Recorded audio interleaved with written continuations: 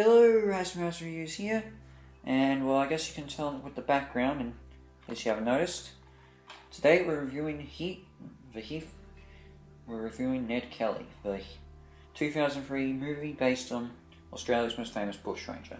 Now, as you can tell by everything standing here, I love Ned Kelly.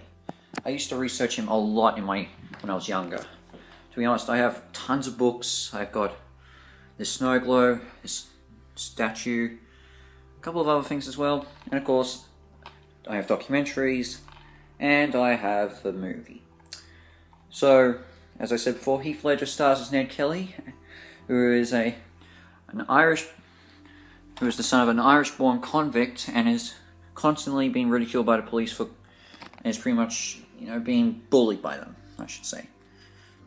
Eventually, his mother gets framed for a crime she didn't commit, as well as him. And after she gets arrested, Ned goes on the run with his brother Dan, and his mates Joe Byrne and Steve Hart, and effectively becomes a bushranger. He and his gang known as the Kelly Gang, rob banks, steal from the rich, give it to the poor, and occasionally murder a few people along the way who either cops or people who betray them. Eventually, this leads to a siege at the Glenrowan Inn in 1880, which unfortunately was the last stand of Ned and his gang.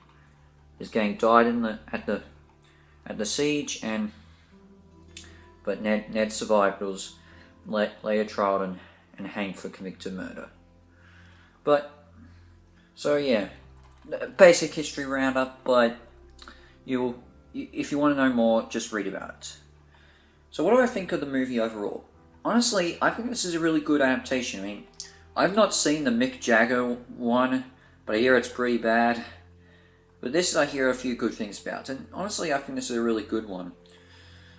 I go first to say Heath Ledger is perfect as Ned. He was a great fit for the character. I have no problems with Heath at all.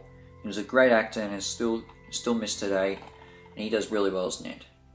Orlando Bloom plays Joe Byrne, and he does a pretty good job as well. And Jeffrey Rush plays Sergeant Hare, a police constable who's after the Kelly Gang, and he's good too. But particularly, this is Heath's movie, and he does well. He does well as he usually does. The dialogue, I think, is handled pretty well, and the way that Ned and all the characters talk is sort of, in a way, pretty much how people would talk in the situation if you're being ridiculed by the police and being hunted down. The cinematography is amazing. I find it beautiful in this. It shows off the Australian bush in all its glory and all the stuff, and pretty much early Australia history back in the 1800s. The story is mostly historically accurate. There are a few changes. I mean, Ned does have. If you know the Kelly Gang well, you know the Kelly family well. I mean, I never met them, but I know about Ned's family through all the history books I've read. That he had plenty of sisters and even another brother, but we only see two.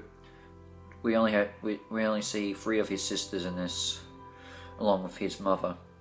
Plus, I'm not sure if Ned's family actually did have a dog. Maybe they did. I'll have to double check. Yeah. Sorry. Plus, we don't know what exactly Ned was doing during the police incident where him and his mother got framed. We don't know where he was at the time of the Fitzpatrick incident. But I don't know if this is what they say he does in here is what exactly he was doing, but who knows what really happened.